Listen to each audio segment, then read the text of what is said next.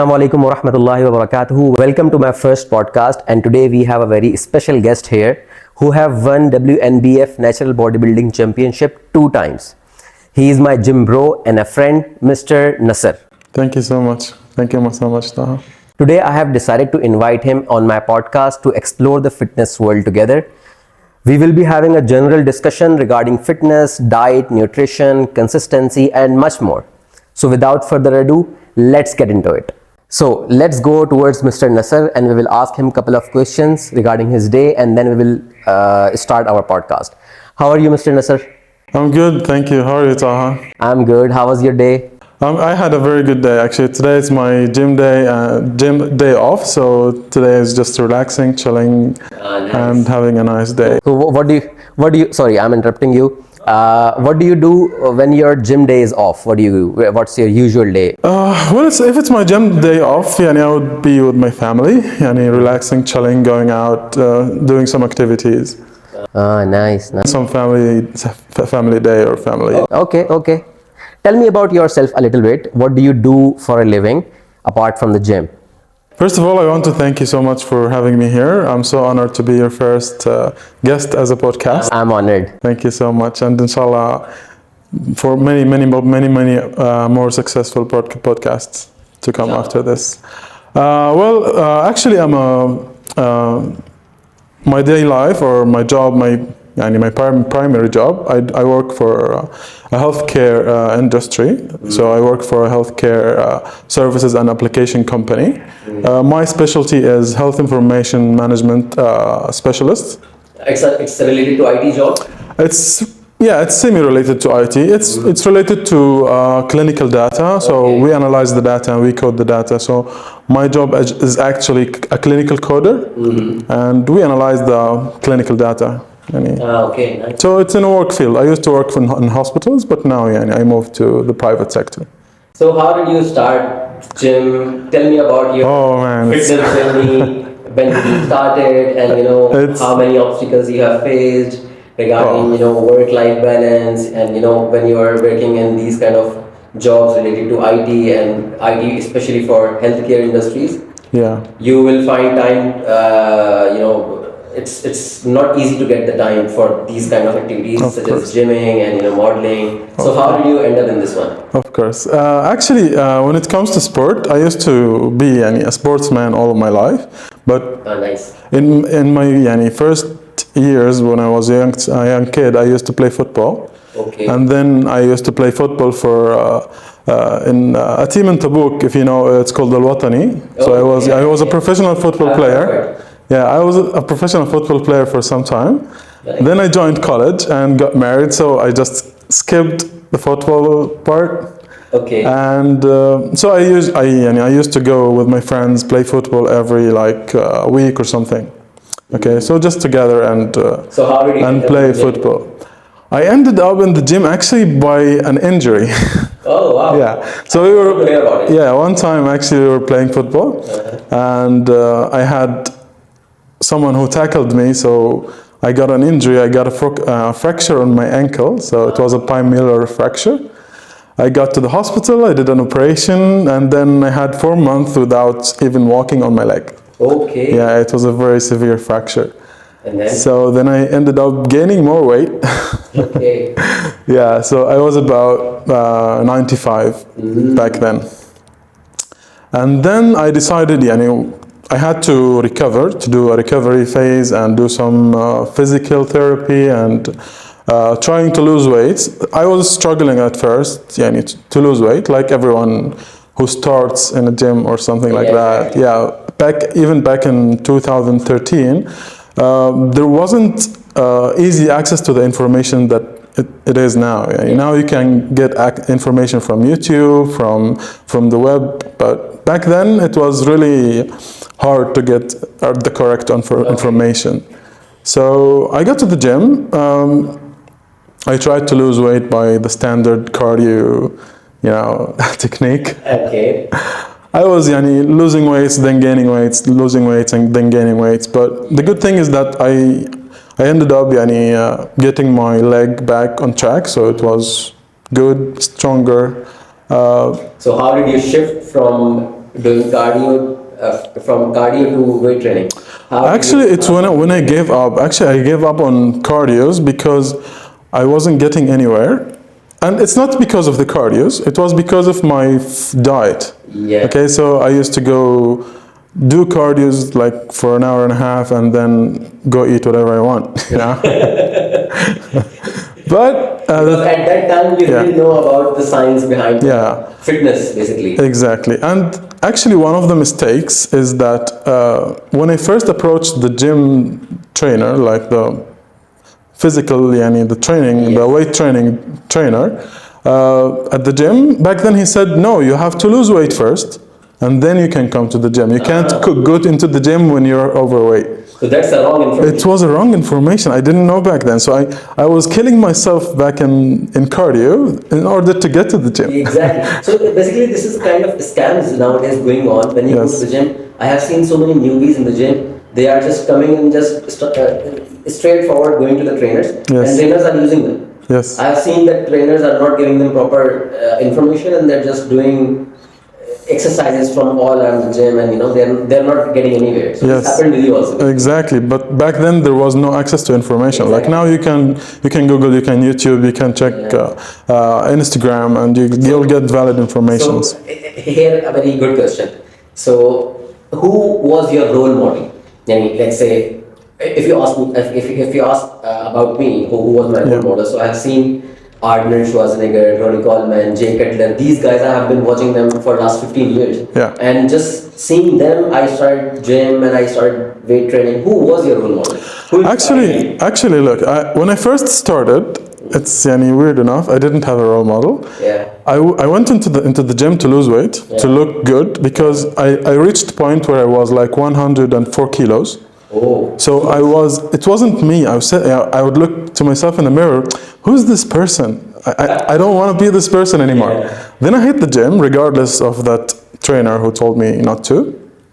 So I went up to another trainer, and he said, okay, I will teach you how to use the machines and all this stuff.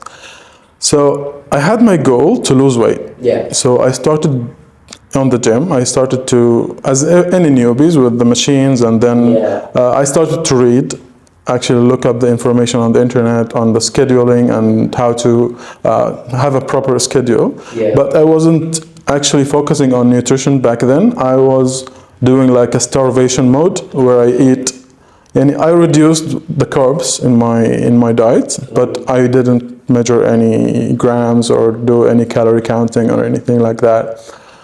But luckily for me, it doesn't happen with everyone, but I lost around, and I became from 104 kilos until 76 kilos. That's amazing. In 6 months. Because you left the carbs. In 6 months, exactly. I left the carbs totally. So I was doing like something more like a keto or something like that, but it wasn't keto actually. Okay. So 6 months, and I had a six-pack. Nice. And then I saw the transformation, and I said, wow, I'm never leaving this gym. And I started to have my first role model, actually, back to your question, was my current trainer.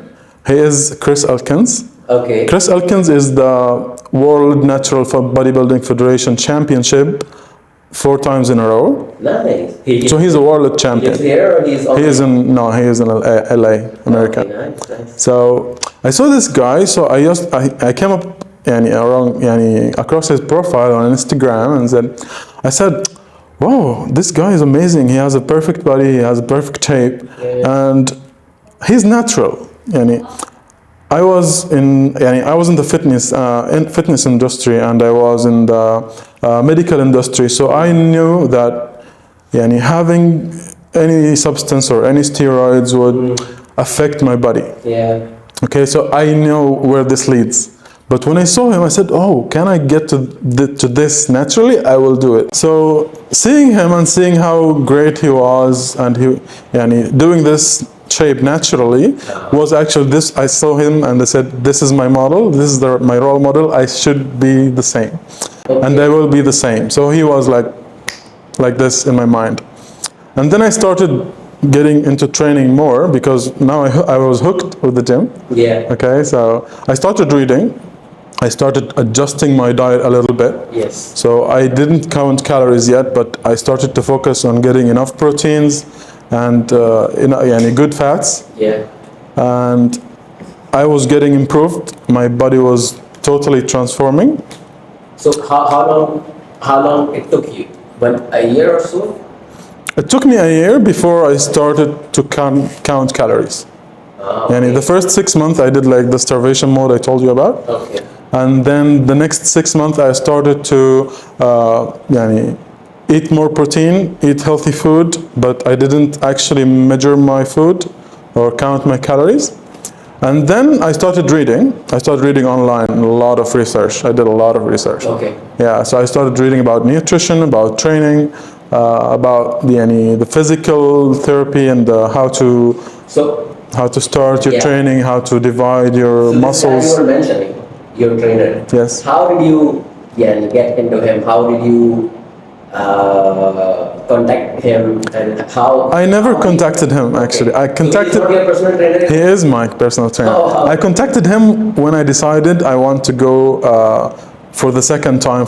Now I did 2 competitions. Yes. Okay, for the WNBF. Yeah. The first competition I was doing it by my own.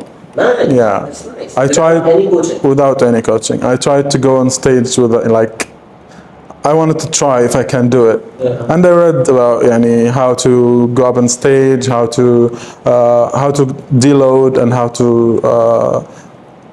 bulk again, and how to how did you learn the how to reload. It's very difficult to learn the Posing is actually it's not very difficult, but I had my friends who actually went into competitions. They gave me some posing techniques. I had some coaches who gave me some posing techniques. For the first competition, I didn't win. Yeah, I didn't place any place, man. I just went up stage. I was in a really good condition for someone who's first time. You were just experiencing how it Yes, exactly. So it was a very good experience. I know what happens backstage, how to get into the stage, what to do up on the stage. Yeah. But the next time I decided to do the WNBF, this is when I contacted Chris. I told him, man, I need to get when this. you messaged him on Instagram, he replied to you? Yeah. People don't reply on Instagram. I have tried to. He's a personal coach, so he has clients. Yes. Yeah. And I told him that you're my idol since I started, and I really need to try this. You have told me about your championship and about your fitness journey. I know that you have run the Natural Bodybuilding Championship. Yes. The word has the natural. Yes. I still will ask this question: that are you natural? Yes, alhamdulillah, 100%. Because it's really, really difficult to get this kind of body naturally. It's not difficult. It's 2 times difficult or 3 times difficult. Yeah, exactly. Yes. People think that people who don't have the proper information, they think that this is impossible to get this kind of body and go on a stage. Yes. Okay. Whenever people see this kind of guy, they think that he must use this is steroids and some anabolics. I have known one guy. Yeah. I used to go to the Body Masters, the other branch. Yeah. So there was one guy. He was my friend also. He looked jacked, literally. The veins were popping out and everything. He was tall, 6 plus. And when I asked him, are you using any kind of steroid or anything? He's saying, no, I'm 100% natural and all. And when I see his back has so much acne and all. Yeah. Some of them would deny it. I don't know why they deny it. I don't know why they deny it. But I thought that he's using, but he was saying, no, I'm natural. I was like, okay. 6 months back, he got married. Yeah. And after 2 months, I met him. He was like, nothing. Wow. He lost everything. He lost everything. Yeah, this is...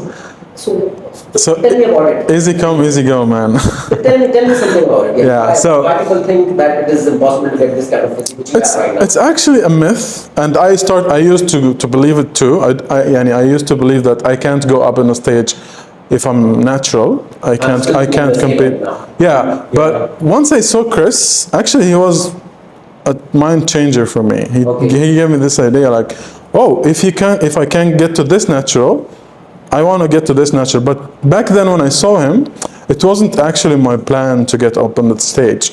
Yeah. And I started dieting, I started training and seeing the transformation year after year. Even after that, I started counting calories, measuring my food, and then I started to see a really great transformation.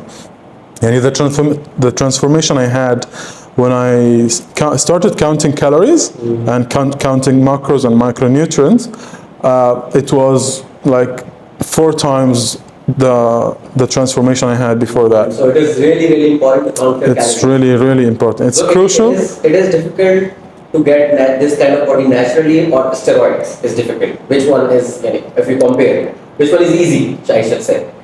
None of them is easy, but having steroids, it's like a booster. What I did in 10 years, someone on steroids would do it in 2 or 3 years. So but they will also lose it quick. Yeah. I saw it. But for me, I worked in the medical field. I studied biology. I studied anatomy. I studied how the internal body works. So I know what the hormones does, what steroids does to your body. And I never wanted this. When I started going to the gym, I wanted a better health. I wanted to live longer, to get up to my 70s and 80s, and I still have my health to support me. So I wouldn't actually take this risk.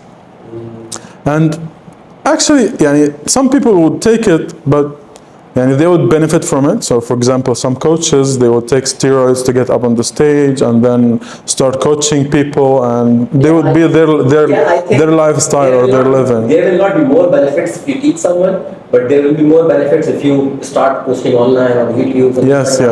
With this jack body, they will earn more for sure. But I don't think so that trainers earn that much. Exactly. So it's not worth it. I asked myself, okay, even and everyone actually, I used to coach some of my friends, I used to coach some clients after that. So some of them would come to me and say, I'm really considering taking steroids. And then I would tell him, okay, is it worth it? Okay, let's assume that you took steroids, and then you got up on the stage, and then you won a gold medal. You got your pro card. Okay, so the prize is going to be somewhere about 20 to 50,000. Okay, it's not guaranteed that you will get sponsors. And what if you lost your kidney? What if you lost your liver? What if you lost something that's really important to you in your body? Is it worth it? Then said no, it's not worth it. So So what? Okay, let's go to another question. And actually, at one point I want to add about the WNBF, the World Natural Bodybuilding Federation. With my experience going through 2 competitions, I saw a lot of people fail. Okay, so first, before the competition, they would give you a polygraph test. The polygraph is where they put some sensors in your body and detect your lies. It's a lie detector. Okay, so they would ask you certain questions and see your response to the false questions and to the true questions. And then they see how your heart rate, how even your sweating rate. Okay, so I've seen a lot of people actually fail that test. And then after you win the competition, just when you go off stage, they will take your urine sample and send it to the lab. Nice. So they are checking 100%. They are checking, the sweating one is the most important one, I think, because last Mr. Olympian Championship. Yes. I think it happened a couple of months ago. This guy, I forgot his name. He was sweating so badly on the stage. What's his name? I forgot, to be honest. Actually, sweating on the stage is different than the polygraph test. But if you're taking the steroids, it will, I think. No, it's not. It's not relating that. Okay. Actually, sweating on the stage, it's because you have to go dry on stage. Yes, so exactly. you have to measure every milliliter of water that you drink on this day. So if you drink too much, or if you have too much carbs, then you will sweat on the stage. So you have to adjust how many grams of carbs you eat on that day with how many milliliters of water that you take. Because that's new information for water is what takes your carbs into the muscles, and having this balance will keep you out of sweating on the stage. But if you disrupt it, or you have too much carbs, if you have too much water, you'll sweat on the stage. So if you sweat on the stage, it's not that you're taking steroid. It's just you're not balancing your carbs and water intake. Nice. So tell me about your training routine. What is your typical training routine looks like? And what do you follow usually? What do you do? What do you have to do? Breast split or push-pull legs, or tell me about it. Actually, I prefer to have a mix between the push-pull legs and the upper and lower. Yeah. So my current gym routine is I do upper day and lower day, and then I take off, and then I do push-pull legs, and then I take another off. So I like to separate my off days to give my body time to recover. About the upper day and lower day, you don't get tired, because for the upper day you have so many muscles to do. Yeah. For the lower day, yes, you have only very few muscles to get. Yes, exactly. But, when you are doing upper day, you get tired. I tried this one. Yeah. I got tired and I did not do, I did not do it properly. I could not lift heavy. I could not, concentrate on each muscle. How do you do it? Tell me about it. You need to, first of all, you need to know how many sets you have to train your muscles. Okay, so for example, the big muscles, I usually train them between 20 to 26 sets per week. Okay, for those big muscles like chest, like back, like the shoulders, like the legs. But for those other small muscles like biceps and triceps and abs and trapezius, those I would do like between 12 and 14 sets a week. Okay, so what I do is, in the upper day, I have too many muscles. Okay, so I would do 2 to 3 sets, 2 to 3 workouts, like 6 to 8 sets for each muscle. Okay, and I would do the rest on the other day, like push and pull legs. But you don't get all the variation. No. You can't do that. No, you can't do that. You'll have to focus, because on the upper day, for example, I would go more on the movements that's not really heavy weight liftings, but the one that's isolation and the one that's hits the muscle. So that's the muscle hard. Yeah. You're not benching on the person. I might do one bench press, and then the other would be isolation movements like cable flies or yeah. Nice. So how do you stay motivated? Because sometimes, not sometimes, most of the time it happens to me that I got demotivated and I was like, it's not giving me the results. But it's very difficult for me to stay motivated and go to the gym 5 days a week, 6 days a week sometimes. Yeah. And the other thing is, apart from the motivation, that we both are married. Okay. But if you ask me, being a married guy, it's really, really difficult for me to get the time for the gym, because my wife is always saying that give me time, let's go out, let's go shopping, let's go eating. I'm sure. So this is a hard time. Actually, it's. Yeah, you have kids also, mashallah. I have kids. And I would surprise you to tell you that I'm a single parent and I take care of my kids. I don't. Nice. I'm their mother. I'm their father and their mother at the same time. Okay, so I'm the only parent in the house. How many kids do you have? I have 4 kids. Oh, mashallah. Yeah. So don't tell me how hard it is. It is very, very, very hard for you. How do you manage all the things from morning till the night? Well, first of all, for sure your kids are doing the school also, right? Yes, they are doing the school. And actually, for the last couple of years, I was studying as well. So I was working, studying, taking care of my kids, going to the gym, preparing for competitions. And you got sponsors also, you were traveling. Yes. I'm looking at your Snapchat stories, you're traveling around the country. And yeah, I travel for work, mostly. How? First of all, you need to prioritize what you want to do in your life. So, for example, for me, my priority was my work, my kids, the gym, and later comes my studies. Okay, so you'll have sometimes to stay away from your friends or see them 1 time a week, for example. Okay. So I started to planning my day ahead. Okay. I'm one of those persons who would plan the day the night before. And this is a very actually good technique that you need to do is, okay, you plan your day, now you'll get off work, have your gym bag with you. So I would have my gym bag, in my car. I would have my meals with me, my snacks, everything with me. So after the gym, I would go directly, after the work, I would go there directly to the gym. And then I would go home to sit, get my kids some attention. And what? Do you cook? No, I can't. With all of this, no, I can't. Actually, I'm not really fond of cooking, but I have this subscription at the healthy restaurant. No, it's not Calo. It's can I say the name, Andy? Yeah. Yeah, it's low calories. Yeah. Because Calo is the most famous here, I think. It's the most famous, but Calo is. I hate the concept where I would give them my calories and they would give me whatever food they want. Yeah. You know, I'm a very skeptical person. So I'd rather see I'd rather go to the restaurant and see the food that I want to eat, because sometimes I would like go for fish, sometimes I would go for meat, sometimes I would go for chicken. Like, I don't want someone to choose for me. Yeah. And I want to see the portions, if is it right portions or not. Because you are calculating your I'm calculating my calories, yeah. So 10 grams of rice would be a major difference in my competition season, for example. Yeah. What is your favorite workout and why? My favorite workout actually is legs. Most of guys would like escape legs. No, I don't. My favorite workout is legs. I enjoy working out my legs. Maybe because I was a football player back then, and it was a very part of my fitness. But I really like it because doing legs gives you the stamina. It gives you a very good feeling, actually, like hormonal endurance and increase.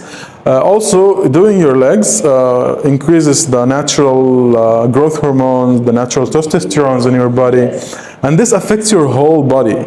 Okay, so if you don't have a good legs, you will never have a good body. Yeah. And you would see like those guys who are really big from the upper body, and then they would have chicken legs. How does it happen? When I started reading about this one, you are right. Yeah. If you don't have the legs, good legs, you cannot build your upper body. Yes. But I have seen very few people who have very good upper body with no legs. Some of them do steroids. Some of them just skip legs entirely. Yeah. But it looks very weird. It looks bad. It looks bad. Exactly.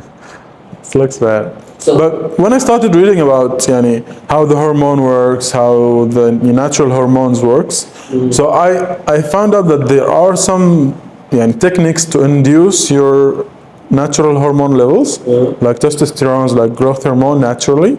Like, there are some of the compound movements like deadlifts, like squats. yes. This really increases, like they work as a booster for the growth hormone and the testosterone level, and this will affect your whole body. We have to do the challenge for the sports.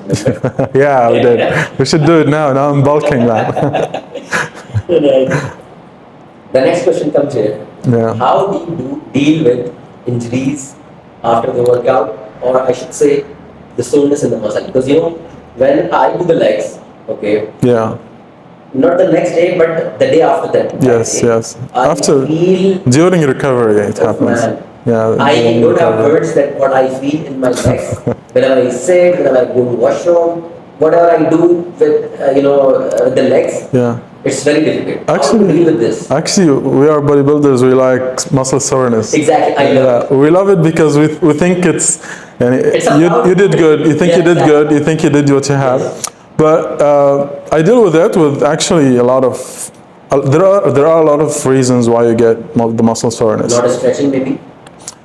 Stretching is a very important part, like before and after training. Okay, especially the one after training. Actually, it's the one that reduces this muscle soreness.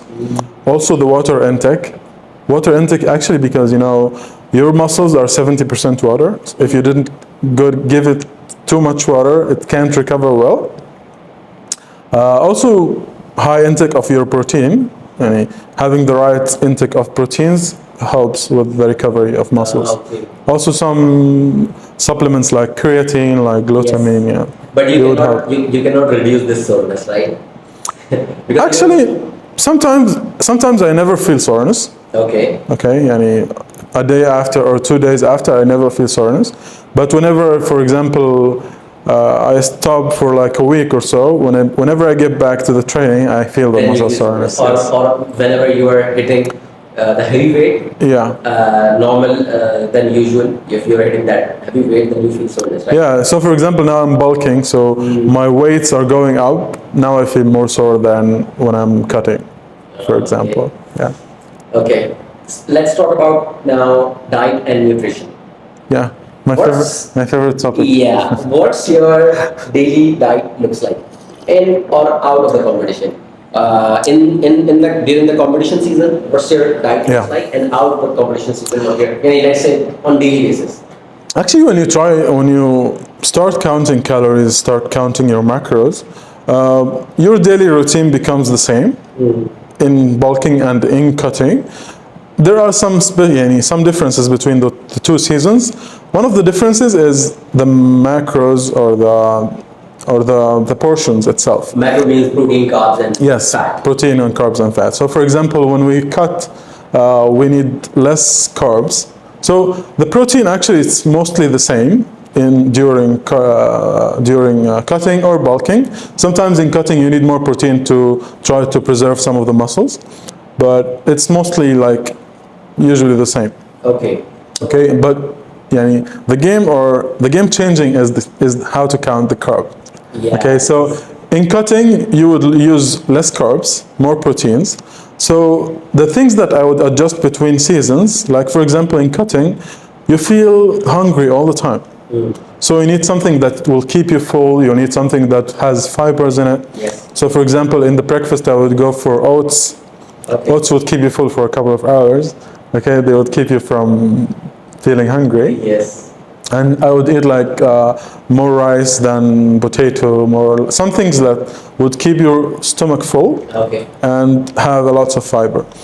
But on the contrary, when you're bulking, you need more calories, you need more carbs, and you have less time to eat. Yes. Especially if, like for example, during Ramadan, when you have 9 hours to eat. Yeah. Like 9 hours to eat 3,000 calories. So you will need something that you can easily digest, that has a lots of calories, lots of carbs. So for example, I would have, on breakfast, I would have the same oatmeal plus maybe some honey, some bananas and stuff like that. Sugary stuff. Yes, not sugary, but has some things that has high calorie and high carb index and easy to digest. For some example is the banana. Banana is really easy to digest and it has a very good amount of carbs. For the lunch, what do you prefer? Chicken, meat? Actually, I like to. I told you I have a subscription in the restaurant, and that's why I keep changing my meals. So I like to have chicken, beef, salmon, fish. But you don't get tired of eating the same food every It's day? not. It's actually, if I cooked at the house, I learned to cook for like 2 or 3 recipes. Okay. But it's the only thing I know. If I cook at the house, it will be the same meat. same food that I eat every day. But in the restaurant, we have like 8 kinds of chicken or 8 recipes of chicken, like 4 or 5 recipes of meat, and plus the fish and salmon. So you never get bored of it. Nice. And the good thing is that you will get all the micronutrients in the fish or in the chicken or in the Still, beef. if you talk about the micronutrients, it's not enough from the food you are Yeah, of course. But how do you manage it? You take the supplements? I take supplements, yes. Okay. I take I have some supplements that I would never stop. Okay, so for example, creatine, you can't get that from food. Yes. This is my first recommendation. No one should stop creatine. So this is the advice Yes. from our audience. That creatine is best. Creatine is must. Yes. Let's talk about creatine a little bit. Tell me about it. If there is one supplement that I would take and I will never take anything else, I would take creatine. Creatine is that much good. It's that good, and you can't afford it from food. Actually, if you want to have the same 5 grams of creatine that you would take in a scoop, you will need to eat 1 kilo of meat a day. But no one can eat 1 kilo of meat a day. And it's expensive also. And it's expensive also. So having it as a scoop is better. Creatine actually helps with muscle repair. It helps with it actually connects or gets some water into the muscle. And as we said, muscle is 70% water. So it needs water to recover. It needs water to get bigger. It gives you the energy also. It gives you the energy. Yes. Yes. So what's the good time of taking creatine, before or after workout or during workout? No, any time a day, because it's accumulative. So the creatine actually takes action when it's accumulated in your body. Okay. So taking a 5 grams a day would accumulate it. Okay. So any times a day, not breakfast, lunch, even I would, yani for myself, I take it with the protein shake after the gym. Yeah, because you're not taking it flavor. Yeah, it's something. I'm taking the flavored it's one. something. I don't like the unflavored. It's very yucky. Yeah. Yeah, so the other supplements I was talking about is like, I use the usual supplements like multivitamins, omega-3. These are essential for your heart, your muscles, your bones. How many capsules of omega-3 you take per day? I only take one. Why? I take Because one. I take two. it's okay, you can take one, you can take two. For me, I've been taking one for a long time, and I had no problem with my cardiovascular system or my body or my joints or everything. So for me, it's enough. Because I also eat fish and I also eat salmon, so it's there. I usually lean toward the beef. I like beef more than Yeah, me too. Actually, beef is really good for recovery. yeah. You need to include it like at least 2 times a week. And yeah, I also take like, sometimes I take B12 when I feel some muscles and muscle pain or joints pain. I take also D3. D3 is very important D3. because we live in an environment where we don't see the sun, we don't go tanning or something like that. Exactly. So you need D3, and it's a very good actually for your mental health, for your hormone levels and stuff like that. How do you deal with cravings or cheat meals? How do you do the cheat meals? How often do you do it? Well, actually, I'm a very foodie person. To start off, I love food. Everybody loves food. I love food also. My wife is crazy about the food. Crazy. MashaAllah. Yeah, I love food. So it was one of the reasons that I got fat in the first place, because I was at home broken. I have my broken leg. I only watch movies and eat. So I actually deal with my cheat meals. Depends on the season. If I have a competition season, actually in my last competition season, I didn't have any cheat meal for like 2 months. So I remember the cheat meals that I had in my last competition season. It was an Eid al-Fitr and Eid al-Adha. Oh. Okay, so because I was with my family and I have to cheat. Yes. Come on, it's not Eid if you don't eat. But luckily for me, it was like 2 months away from my competition. So I did it occasionally on those periods. But in my bulking season, when I'm off season, I usually go for weekly or bi-weekly cheat meal. But I try to adjust and I try to make it countable. So I would try to count it and include it in my daily calories. How does cheat meal when you're counting the calories? I'm not counting, but like for example, I wouldn't have dinner.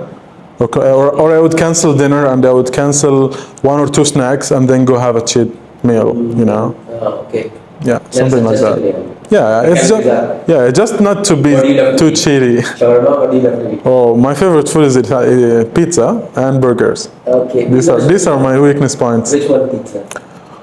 I would give you a recommendation of Planca. Have you tried Planca? Yes, it's one of my favorite restaurants. And Let's Pizza.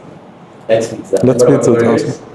Well, burgers. I love Five Guys. I love Wagyu burger. I love Burger Hunch. I guess it's also one of the good ones. Have you tried the chefs? Yes, I did. I did. Yeah, it's very good. It's too juicy. Yes, it's too juicy. Exactly. So another way also to come around the cheat meals, okay? Because sometimes when you're bulking, you don't want to cheat really too much or too often, because you want to build up and you don't want to get a lot of fat while building muscles, So, for example, I'm an ice cream person.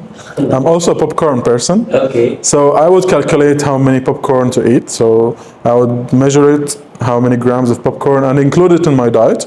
And there are some healthy, for example, some healthy ice cream companies like keto ice cream, I think.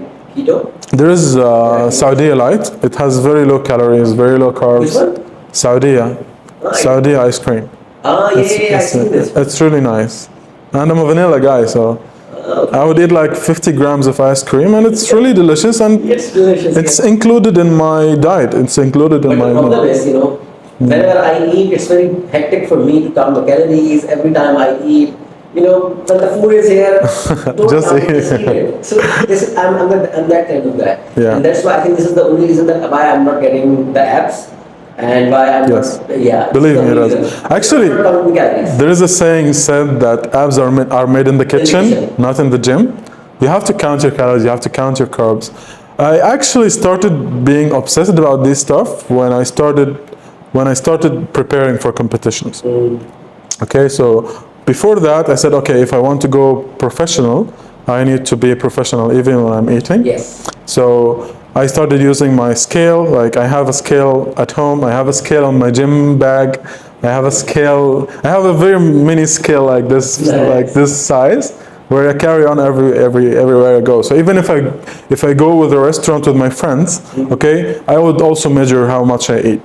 So your friends don't get annoyed? No. What are you doing? Come on. No. They know me and they know that I'm focused on my goal.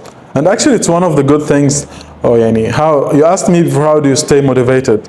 Yeah. I stay motivated by focusing on a goal. Like you don't have to have a very huge goal. Okay, so some minor goals, when you achieve it, you feel the rush of adrenaline. You feel the rush of You set small goals. yes, And set then small goals and then achieve them. And then achieve. And then aim for bigger. Because once you set a small goal, you can achieve it. And then deep inside of yourself, you believe that you can achieve anything. Exactly. So when you set a big goal like a gold medal and how to become a professional, you will be able to do it. Nice. Yeah. So now tell me about those days when you're demotivated. Yeah. Okay. Everyone goes through those. When you're sitting in home in a cozy bed, and you're just thinking, let's skip the gym today. We want to go. What do you do at that point in time? Well, sometimes, with everything that you have in life, especially for me, I'm a single parent of 4 kids. Sometimes you get like a lot of weights on your shoulders that you would weigh you down and stop you from going to the gym and demotivates you. And sometimes sometimes I literally go to the gym. I don't want to train today. Yeah, exactly. I can't. Your I body can't. as well as your mind is telling you not to do it. Exactly. Your body is refusing to do it. Your mind is refusing to do it. So I push myself anyway. I push myself and go there anyway. So there are 2 scenarios that would go.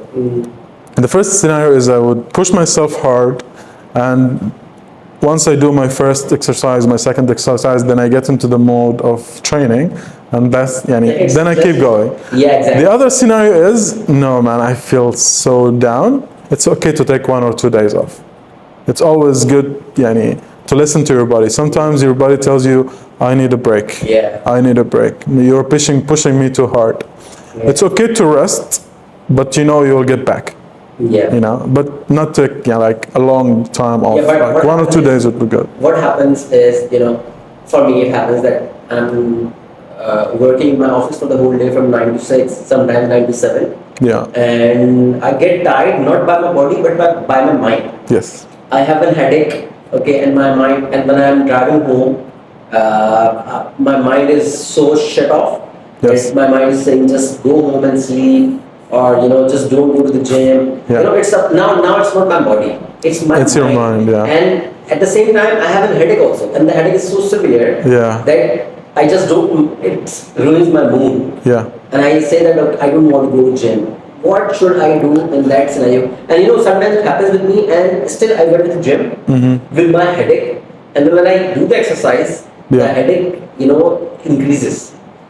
Yeah, sometimes the pain increases. Yes, what yes. should I do in this one? Actually, sometimes the headaches. There are a lot of reasons that could get you headaches. One of them is stress, and I'm sure this is stress.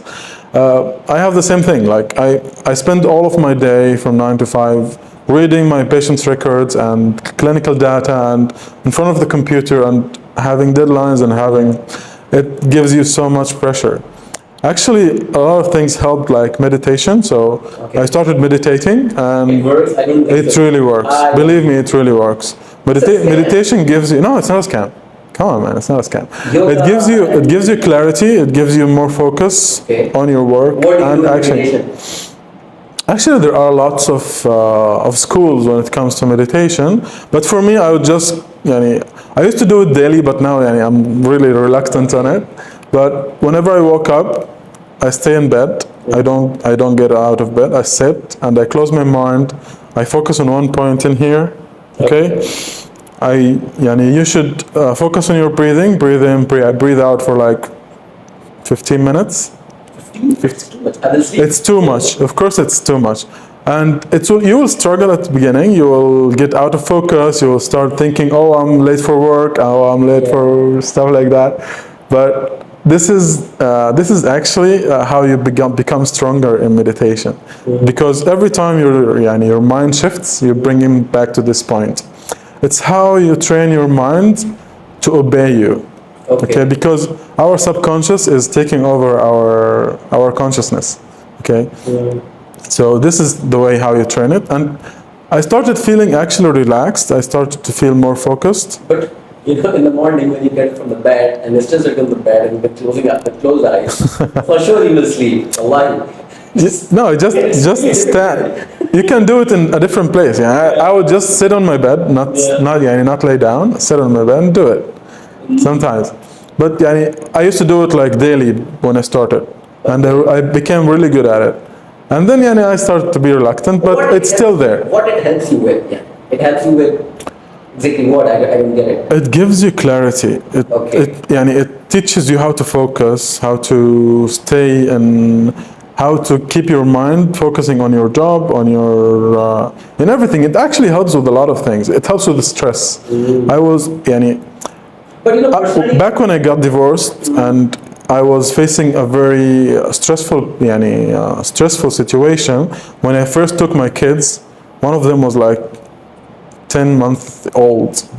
Okay, it was a really huge stress. So I started thinking about all of this stuff. If meditation is the key, I will hang on to that, and it lowered my stress levels actually. And it helped me focus. It helped me, got everything in place, prioritizing everything and stuff. How to deal with all the things that it developed. I think this meditation of yours, you are telling me, it helps you. It helps you being disciplined, I should say. Being disciplined clears your mind, lowers your stress levels. Because in gym, in our fitness world, discipline and consistency is the main thing. Exactly. If you are not consistency is the key. If you're not consistent, exactly. And I wouldn't be a professional bodybuilding with the WNBF or the Natural Bodybuilding Federation if I wasn't consistent. Exactly. To keep going, to keep pushing through. It's actually hard to do this naturally because you have to be consistent. You have to push through. You have to go the extra mile. If someone is in steroids working 100%, you will have to work 200%. Yeah. Because it's harder to build muscle. It's harder to be lean.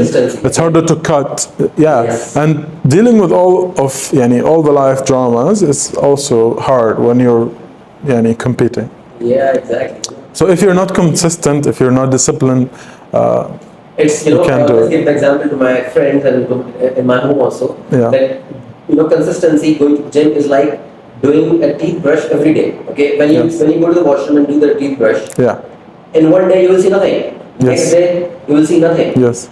And the third day you will see nothing. But it's a journey. It's consistency for your whole life. Exactly. You have to do it for your whole life. Then you will see the change. Right? Exactly. When you go to the gym one day, you will find nothing. The next day you will find nothing. It's a lifestyle. 6 months, you will see the muscles. Exactly. And some of the new gym joiners, they want to see the transformation within a month, within 2 months. And that's why they quit. That's why they get into the gym, subscribe for 6 months or 1 year, and then 2 months out, and they quit. Yeah, exactly. Okay, it's a lifestyle. When you get into the gym, you have to think that this is my lifestyle now. I need to be healthy first of all. Okay, I didn't start thinking about competitions until people really came to me and say, you need to compete. You are a professional bodybuilding. You look like those who take hormones. You need to participate. And I'll say, no, man, I'm not. I'm just a normal person. Exactly. Okay, so you need to make it as a lifestyle, and you will see the progress. So let's get to the other question now. What is the best time of exercise? Is it morning, afternoon, or evening? That's a very big question in the fitness world. People say that morning is not a good time, some say that evening is not a good time, some say that afternoon is the best time. I don't know. Actually, for me, as I said, there are lots of gym schools. Everyone says the perfect time is this, the perfect time is this. For me, I would say the perfect time is the time that would keep me going. So the perfect time for some people is in the morning, because they would feel energized, they have a couple of hours in the morning free, they can do the gym. This is fine. This is your perfect time. Your body will adjust to that. My perfect time, for example, I'd prefer to go to the gym after I eat 1 or 2 meals.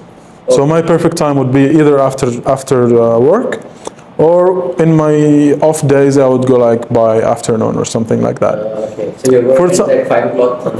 Yeah, for some people they feel energized when they come back from work and sleep for a while and go at the evening time. So this is their perfect time. But for myself, I always tell people, or people who ask me, it's the perfect time is the time that keeps you going.